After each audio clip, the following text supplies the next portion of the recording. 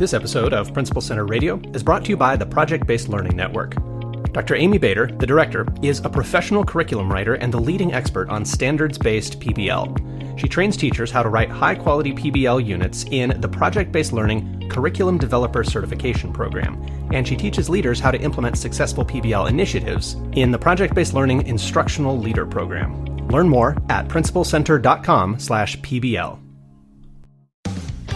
Welcome to Principal Center Radio, helping you build capacity for instructional leadership. Here's your host, Director of the Principal Center, Dr. Justin Bader. Welcome, everyone, to Principal Center Radio. I'm your host, Justin Bader, and I'm honored to welcome to the program Dr. Jim Marshall. James Marshall, PhD, is Professor of Educational Leadership at San Diego State University, where he serves as the Senior Director for the EDD program in PK through 12 school leadership. With over 200 publications to his credit, Dr. Marshall's scholarship encompasses a diverse range of works that include empirical research, program evaluation efforts, and policy development. And he's the author of the new book, Right from the Start, The Essential Guide to Implementing School Initiatives, which we're here to talk about today. And now, our feature presentation. Jim, welcome to Principal Center Radio. Hey there, Justin. Thank you so much for having me. Great opportunity to chat about something I love, programs and initiatives. Well, I'm excited too, because as school leaders, at some point, we're all going to face implementing an initiative of our own design, and we're going to deal with implementing initiatives that maybe we didn't choose, but are responsible for. So set the stage for us a little bit. What role do school initiatives play in the work of school leaders? Because certainly we could stay busy doing the day-to-day stuff if there were never any initiatives at all. Take us into the world of initiatives and set the stage a little bit for us. That is a great place to start. So I'm fond of saying that learning initiatives, learning programs, they shape who we become at this point in our life. It's super easy for me to look back to my elementary school days and middle and high and point to things that happened to me that made me who I am today, programs I participated in, and thankfully, there were quite a few programs I participated in that made me what I'm not today, which would include like a ballroom dancer and other things like that. So I think when we look as school leaders at the landscape in front of us, you can't not pay attention to the programs because they are part and parcel of what you're doing, whether you are increasing the capacity of the staff you lead or working with the students in their classrooms, whether you have created an initiative from scratch that you're excited about to fulfill a need you saw, or whether you are voluntold to implement an entirely new curriculum across the district. It is what we do. And ultimately, the success of the people we lead rests upon these initiatives. They are part of our day-to-day work, as you so perfectly observed. And I would just kind of foreshadow my perspective on this, but I honestly believe when an initiative isn't well planned and doesn't dovetail into the work we are responsible for every day, that's one of the biggest threats to them not being successful. Well, Jim, one of the things that I recall feeling and experiencing as a principal is the sense that initiatives are kind of a common touchstone for what we're doing, right? There's this sense among your staff that when we have an initiative, everybody is clear on what that is. We're implementing a new curriculum or a new approach, or working with kids in some specific new way. To what extent is that really true that we're all talking about the same thing, that we're all having this common experience of an initiative? Because I think we've certainly all experienced the perils of misalignment, or that feeling of, I thought we were aligned on this, and then we get into the details and it turns out we're not very aligned. Help us understand that issue of having a shared perspective. That is so important to everything we do, and often encountered shortcoming of the implementation of initiatives that goes something like this. We have this new initiative, we want to launch it, let's get everybody trained on it, and then school year begins, let's go out, let's do what we were trained on, and nothing changes. So one of the things I believe very strongly in is that it takes a system to put an initiative in place. Oftentimes, because we're educators and it's familiar to us, and frankly, it's what most of us went into the profession for, we love to teach people new things and increase their knowledge and their capacity. But so often we forget everything else. And one of those everything else's that you just mentioned is the way the initiative strategically fits into what we're already doing. And every initiative should, because if it doesn't, that means that we have created something that is going to just be something we're doing off to the side that requires its own set of resources, its own set of oversight, and it's just going to fall by the wayside because it's not tied into the things we're being held accountable for, the things we believe in, our vision, our mission, and frankly, at the most fundamental level, something that we see in our school that we are being responsive for, or an opportunity too. I don't want to be too deficit focused. There's always a balance there. But if we are truly addressing something core to the whatever the work is we're doing and the need, then again, we are increasing the chances that it will get implemented, that people will come into alignment with the initiative and have a shared vision. And most importantly, that we've increased the chances of positive and predictable results from what we set out to do. Right. And in the book, you talk about starting with needs assessment, which, probably a lot of people hear that and think that would be nice if we could start with an actual needs assessment instead of just, a mandate from some external person who's able to give us mandates. For system leaders who are, in fact, responsible for imposing mandates on on their systems, that's an essential part of the job to some extent. How can that needs assessment happen at scale? Because I was a principal in Seattle public schools, and certainly if you have dozens or hundreds of schools, no initiative is going to be a perfect fit for every single school, and yet we have to act, right? We have to do things as a system to be coordinated, to move forward. So what can that assessment look like when there are a number of schools to consider? Needs assessment, I think, is one of the most creative and enjoyable endeavors we as educational leaders partake of. The challenge, as you so rightly pointed out, is there's rarely time allocated to it. And often when people do a formal needs assessment, they encounter criticism. It's like, okay, well, why are you spending so much time studying this? Let's solve it. And that studying is so central to making a good investment, understanding the composition of an initiative, and especially based on your last question, just to follow up with that, establishing buy-in. Doing needs assessment is about bringing people together to understand something and then make actionable plans that are measurable in terms of determining outcomes and building a program or initiative to it.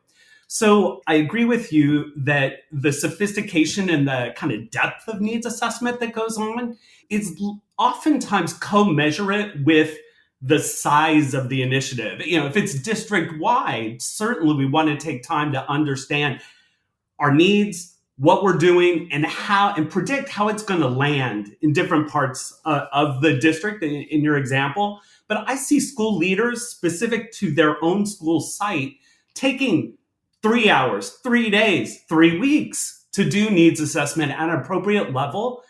I often paraphrase needs assessment to getting smart. I think that is ultimately what you're doing. You want to ask some good questions. You want to get into the shoes to the extent you can of the people involved and understand it so you increase the chance of making effective decisions. And you also have the lay of the land so you know when the needle moves, I know where we started. And I see our well-informed plans are starting to make a difference. So it's not so much, I believe, everybody needs to do 6 months of needs assessment. And there's examples of short and long needs assessments in the book. But ultimately, I do believe any of us needs to get smart. And there's many reasons for that. But perhaps the most important is, I would argue 9 times out of 10, it's not empirical data, but 9 times out of 10, we do not, as a leader, we do not have the full picture of the situation until we intentionally set out to find it. We have a lot of ideas of what's going on in our head, and many of those are accurate, but we need to check them. We need to confirm them. And I guarantee you, you will learn things you had no idea were happening out there that influence your approach to the initiative. And they can be good things. They can be strengths of the system that you build on as you help your school, district, nonprofit, whatever it is, move in a new direction through an initiative. And I think you're drawing on some concepts that I recall learning about in the context of program evaluation. And I know you have a lot of experience and expertise in that field. And even for people who are not professional program evaluators, which is a research specialty and one that I had a front row seat on at the University of Washington, a lot of the faculty there had a lot of expertise in program evaluation. As system leaders, it is that same responsibility of really understanding what you're dealing with. What is it, the situation? What are the barriers? What are the strengths? And what do people need to do next to kind of productively move forward? What are some of the maybe research skills or dispositions that you would like for system leaders to bring to that work? Knowing that most system leaders are not going to get technical training in program evaluation, what are some of the big takeaways? If you could kind of transfer some of those insights in rapid fashion. Yeah, no, I'd love to. I am first and foremost a program evaluator. That's what I mainly teach at the university. And those are the adventures that led to many of the points in the book, including the emphasis on needs assessment, because so often when an initiative isn't performing, it's because it's not positioned right, it doesn't have the right outcomes, it doesn't reflect the audience or the participants it was designed for. So I love your question because I often think of needs assessment and program evaluation as kind of the yin and yang to each other. Program evaluation actually becomes needs assessment in the end because it's about continuous improvement. It's about finding strengths of what's happening. And then it's about using those strengths to continuously improve and optimize the initiative. So indirectly, I think I've named some of the things that are involved here. But as a system leader, if you are running an initiative, that sort of perspective or the practice of inquiry, of critical thinking, of looking at what's going on and constantly asking yourself kind of cause and effect. If I see this happening, is that likely? Is that the way we want it? My favorite question, and this goes back to some of the earlier work in an area called evaluative thinking, which is coming back, it seems, quite a bit. But evaluative thinking, my favorite question that folks have posed is, what if what I'm looking at is completely different than what I'm thinking I'm seeing? Like, what if my perspective is, I'm from another planet and I don't know it, and checking myself there. So I often tell my doctoral students who are out there, all of them, system leaders, central or site leaders, I often say, you're doing program evaluation every day, just not in the formalized capital P, capital E sense. But these are skills as a leader, successful leaders have. So too with needs assessment. Just asking good questions, wondering, finding clarification. All of these things are things that we do naturally. And I think we just get a little intimidated occasionally when we formalize either needs assessment or program evaluation because it's seen as if it's this lengthy, detailed, scary, numbery thing. And it can be. And the work I do certainly falls in that category. But as leaders, we can do needs assessment light. We can do program evaluation light. And I would argue good leaders are already doing at least some of that every day they're on the job. Absolutely. And I think about the kind of mixed methods research that might be done in a formal way with proposals and institutional review boards and things like that, where we're looking at data and we're interviewing people. I mean, that's essentially what we need to do as system leaders as well, is look at the data, know the data, but don't just look at numbers. Actually talk to people, visit schools, see what people are doing, see what they're experiencing. And, in almost any case where a program has failed or has been a bad fit, probably it was one of those that didn't happen, right? There was data was reviewed and proposals were considered, but the people who were actually responsible for implementing didn't necessarily get a chance to share their perspective. Absolutely. I talk in this book a bit about using the data you already have, like pockets of data and evidence pockets that exist within our organizations. Sometimes we don't even think of them.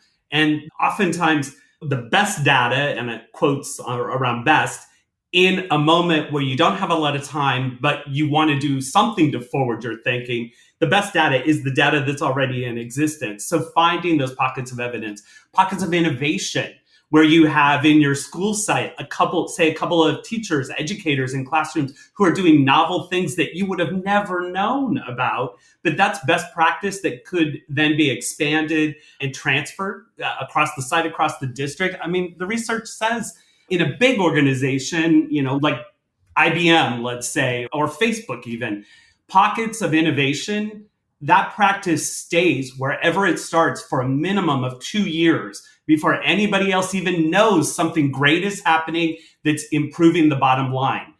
I would argue in education, again, I have not done this research, but I bet it's even longer because there's so many competing things that keep us from deliberately setting our sights on finding good things that are happening that can then be leveraged to push us forward, across our site, across the district. But again, the headline for me, at least, and the good news is these are all things that we as educators are good at. Asking questions, analyzing assumptions, all of that are within our wheelhouse, most definitely. And I think they're things leaders do and can call on to affect change. And really, that's what an initiative does. It changes what's going on. So change management, part of it too, especially the implementation.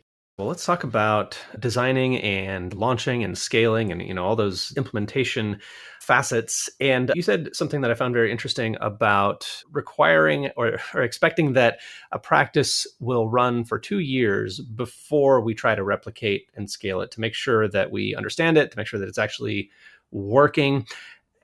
And I don't know if you see this in your work, Jim, but I see a lot of enthusiasm in our profession these days to jump on a bandwagon and to be the first to do the new thing.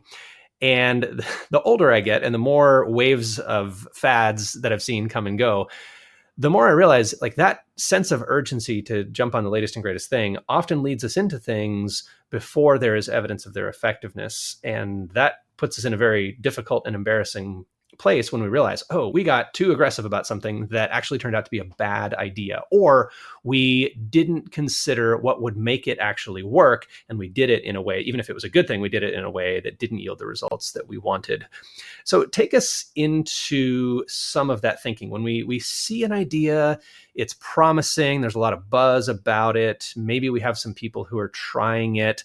And I'm thinking in particular about curriculum adoption, which I had a lot of examples to see when I was in Seattle Public Schools, because you're constantly adopting new curriculum in different subject areas, different grade levels, and different schools are doing different things. So there's a lot to look at. There's a lot of examples to consider, a lot of data to look at. Help us think about how we might learn from the relevant sources of evidence when there's a lot out there and we are fired up to do something, right? Because we always have that fire under us as educators, as educational leaders, to do something, to change something. How do we get this right?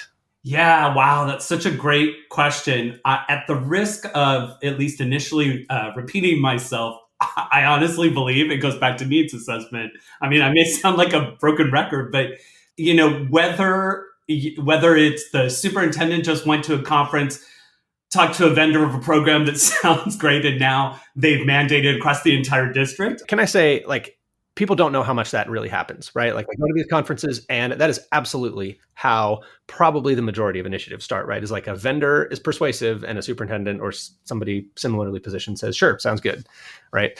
Absolutely. And, spoiler alert, but I, straight out of my master's program, I worked for a vendor creating educational software in the day, 90s, so quite a few years ago. But I've been on both sides of the fence. I've also been on the inside of the district advising on purchasing curriculum. So I know that happens.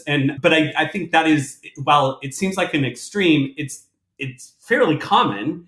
And it really illustrates oh my gosh, this program's just going to land here and we got to fend with it.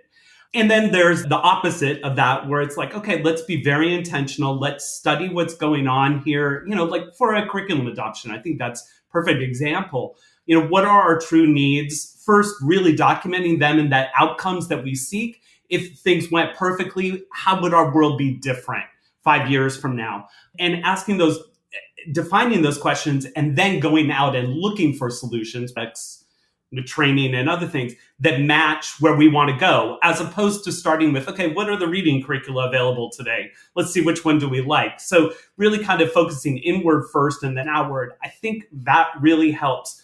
But when it comes to implementation and change, it can't be understated that you need the buy-in of the people that you're working with. And the good thing is, as educational leaders, we can be very good at that, but you have to set aside the time and be intentional about doing it. training people on something new is not enough, because the research shows when they go back on the job, oftentimes things don't change, or they don't change very much. I think another component of what you described, let's say the superintendent does do what we were talking about and it lands in my school. Well, I can still do a mini needs assessment and ask some good questions, because in the end, the implementation of that curriculum is only going to succeed when it's localized and tailored to be effective in my context, especially if my context is different than the school down the road. So I think about things like the Pareto principle, which says that 80% of the effect comes from 20% of the action. And if you think about that, so here's, say 100% of the implementation, really like 20% is the core. And beyond that, again, it's going to vary, but rough numbers. But what then beyond that 20% can I customize and tailor to make it work in my context, with my teachers, with my kids, for my school? And I think we have to do that. My last response to what you said, and this is an area that I absolutely love, and I think we as educators need to continue to develop ourselves with, is the concept of de-implementation. And Peter DeWitt wrote a fantastic book on it. But, in the medical field, de-implementation is a big part of practice. If something's not working, we adjust it, or they adjust it. I don't want to suggest I'm in the medical field. They adjust it, or they stop it if it's harmful. And I think as educators and leaders, particularly, de-implementation scares us a little bit, because it's like, oh my God, we're just going to throw something out the window. Well, no, de-implementation can mean rearranging things. It can mean making new connections between an existing initiative and a new initiative. It's about optimizing the hours in the day so that you give space for an initiative to thrive. So I think all of those things figure into the work. And I would double down and go back to, I think it really just, for me at least, it requires a lot of critical thinking. I have to give myself time to step back and think things through intentionally, vice react. So I think a lot of times we're in reaction mode and making decisions because we have to. This work requires a tad more thought and a consideration of inputs like data, needs assessment, how the program's going if it's already underway, all of those things. Yeah, very well said. Very well said. And I'm glad you mentioned de-implementation, because, there's never any shortage of new stuff to do. And there's almost a certain, I think, embarrassment that educators have in even asking about de-implementation, right? I can remember staff members coming to me and saying, hey, Justin, that thing we were doing a couple of years ago, are we still doing that? Because it seems like it's kind of the opposite of this thing that we're doing now. And sometimes we have to say, yeah, actually, this is kind of the opposite. Or sometimes we say, no, we're continuing to do both of these things. Or maybe the relationship between them shifts a little bit, or the role of something changes as we add new things and change what we're doing. But I mean, the reality is we can't keep doing everything we've always done forever. Just in the same way that, if you get a couch in college and then you get a new couch when you have your first apartment and you buy a house, like, you can't keep all of your couches forever, right? You have to get rid of the old ones at some point, or figure out how they fit into your life as things change. So, yeah, it's fun that now I love your analogy. One that's coming out in a follow-up book that should be out this summer called Fixing Initiatives in Crisis, 24 Go-To Strategies. Nancy Fry actually is the one who brought this up one day when she and I were on a 16-hour flight across the Atlantic Ocean. She used the term swamping the boat. And I had no idea what it meant, but after studying it, and I now have a swamping the boat tool coming out, but the whole idea of, when a boat's moving through the water, it's designed to be efficient, but if you overload it, then it goes lower and lower into the water. Eventually it'll fill with water and we're sunk. But as it goes lower in the water, it's less and less efficient with its bow in terms of prying through the water, which it was designed to do. And of course, the other part of that analogy that can happen is, what if all the cargo, i.e. initiatives, the boat is carrying, all of a sudden there's a wave and they all shift to the back? I mean, you've got to find that balance and that efficiency in terms of moving forward. And I think good selection of initiatives followed by de-implementation where necessary, I think both are a huge part of that formula. Love it. Absolutely. One idea that I wanted to run by you and just kind of see how this lands is the idea of, I call it lean change, but the idea that not everybody has to do everything all at once, right? Like if we make a decision as a district to move forward with something, it's not necessarily that everybody has to go to the same training on the same day, whether we're talking about teachers in a school or schools across a district. Sometimes I see some value in having people who are ready go first, make some first moves, get a little experience, work the kinks out, and build some knowledge that can help everyone else. And I find a lot of resistance to that idea because it seems more complicated. And when you're talking about the cargo shifting and the boat getting swamped, I think one thing that tends to happen with senior leaders who make decisions about implementation is the senior leaders are almost ready to move on to something else by the time the work is really just getting underway for teachers. And I see a lot of just kind of misaligned timing where it's like, okay, we did that. Now what's next? And the teacher's like, whoa, whoa, whoa, we just started this other thing that you were excited about last year. And now you've already moved on to something else.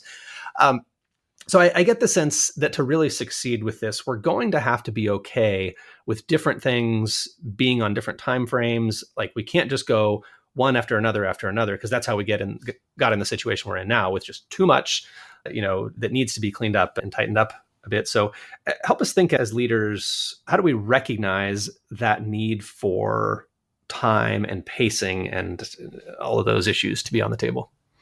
It's so critical to this work and change in general, in terms of not only defining in very specific terms the outcomes you're after and where you're going to end up, but that how you're going to get there and the deliberate steps you're going to take. And so I am very much a fan of phased implementation, which is what I would call it. I like your term better, actually. And I always joke around when I say phased implementation, it's like we're setting phasers not to stun. The whole idea of phasing is so we don't stun anyone. And I think phasing implementation also has huge advantages around buy-in, around people's extent to which they accept change or they want to even be part of it. And when you can point to early success, or as Jody Spiro, who used to run the Wallace Foundation Educational Leadership Program, she calls them early wins, that you can point to these things that show both if the early wins are defined well, but they show the initiative's relevance. They show a better state of being for the people in it. When you can point to those things with whatever you want to call them, early adopters, the pilot phase of an initiative, the people who go first, and you can work out the challenges that inevitably come up and perfect some of those connections we've been talking about that are key to success, as well as identify anything to de-implement, by the way. I think that serves you well, and then phasing it and expanding it and scaling it, term we used earlier, to new sites. If it's going across the district in reasonable terms. I'm doing a program evaluation on a new pretty big grant for a district, second largest district in California. And they're phasing by grade levels. So they want to provide it to everybody. And that, to me, I don't know if it's your experience, but that really is often at the root of, like, we got to do it all at once because they don't want to deprive anybody of something awesome. But if that something awesome is watered down by the fact that we're doing too much too fast for too many, then we actually have achieved what we were afraid of achieving if we don't phase the implementation. So they're doing it by grade level across 6 schools over 5 years. Do it by site is another way. But I do think that's very smart. Again, I would just say measurable outcomes. And I love the concept of early wins. When I talk to Jody Spiro about that, like, my analogy is like, I've got a snowball and I'm going to start it rolling down the hill and I want it to get bigger and bigger and bigger. And those early wins are how we build the size of the snowball and get people excited and, more importantly, proud of what they're doing. I mean, that's how you optimize an implementation. And, I don't know about you, but when's the last time anybody in my organization looked down and it was like, it made my snowball grow? Not often. So just noticing as leaders and saying, wow, what you guys are doing out there with that new curriculum or that new program, that's amazing. Or I was talking to a parent the other day and they mentioned it. Just closing the loop on that informal dialogue and that informal evaluation, if you want, program evaluation, if you want to call it. I think all of those things as leaders are simple, overlooked, and can have a huge effect on change and implementation. Absolutely. And you have so many specifics in the book. I think this is just going to be very powerful for people to know what to look for, where to go, what to prioritize in designing and conducting that needs assessment, designing an initiative and scaling it and assessing its impact. I wonder if we could close by talking about evaluation just a little bit, because this is the part we never want to do, right? We want to declare victory at the beginning and then do something different in the future and declare victory at the beginning of that, and never really look back and say, well, wait a minute, that thing that we've been doing for a couple of years and spent millions of dollars on, how's that going and how should that inform what we do next? Help us understand the role of evaluation. Well, of course, you're asking probably the worst person because, like, I'm an evaluation evangelist. But you might be surprised to hear me say I don't believe all initiatives need detailed evaluation. I think there are right times for districts and school leaders to bring in someone like myself who's expert at it. I think there are other times when the district, accountability or assessment or whatever office it is can provide data and do a good job. And I think there's informal evaluation that we've talked about that goes on each and every day. In the end, I think it's been said, I don't know that I fully agree with this, but it's been said, research is to prove, evaluation is to improve. So the whole intent of program evaluation is to continuously improve things. And isn't that the business we're in? So I kind of think we're doing it. The question is, are we formalizing it? And the bigger question is, are we doing anything with the results we get, whatever the scale of our evaluation effort is? I talk a lot about something I call the attention span crisis that you so nicely defined a minute ago, where it's like, oh, we're already moved on to something else and they're barely just implementing back at the school. And so that attention span of our central office leaders, perhaps, or even school leaders, like it wanes so quickly. And program evaluation is a perfect tool to hold that attention and sustain buy-in when we're feeding results and we're demonstrating the value of the initiative we've made the investment in, we've committed to, we're leading, and we want to keep it in place. We don't want something stepping on it and moving on to the next thing because it's working. So I think program evaluation has all of those roles. And I don't think it's far outside the wheelhouse of an educator. I think, fortunately, it's perceived that way. But I mean, just doing good action research, which is you studying the context you're in and asking questions, that can be program evaluation. So we need to do more of it, is what I'd say. But if you're having an attention span crisis or a buy-in crisis where you're losing support, it's probably because, at least in part, you haven't collected the data and demonstrated the value of the program. And frankly, I've done that in programs that are 3 months old, and I've done that with programs that are 10 years old. There's always something there you can use to demonstrate your program's efficacy to the leaders, to the participants. And I'd close with that thought. If you're collecting data to demonstrate your program's worth and you haven't made it priority to share it with the people involved, if it's in a classroom, both the teachers and the students, and in age appropriate ways, share that data and the work they've been doing, that is a quick way to lose the buy-in of the very people you want most bought in to doing the initiative. So often we ask for opinion and data and we don't circle back to share it with the very people who privileged us with their voices to understand it. And so I just would say some of the most satisfying days of my career as a program evaluator are the rare instance the district or nonprofit invites me back to share with the very people doing this work what impact they've had and what I've seen as an external observer. I will tell you, more often than not, there are tears in the room when they see the impact they're having. And I always hear, nobody else has ever done this. So we need to do more of that. Let's build those strengths and show people in tangible terms the impact they're having. I love that. You said so much there that was so valuable about evaluation being about, you said, improving the initiative, right? Research is to prove, program evaluation is to improve. And I think that gets at probably the main hesitation that senior leaders have about program evaluation. Like, we don't want to commission a study of how we just wasted a whole bunch of money, right? That's not the goal. That's not what we're doing here. But we are striving to improve. We're scared of what we'll find. But I'll tell you, Justin, it's really interesting. I did a study in about 2000, I want to say 14 or 15, and it was on evaluation practices. And I looked at them in corporate, nonprofit, government, military, and K-12. And one of the things, and we were like, so what are the barriers to evaluation, doing program evaluation?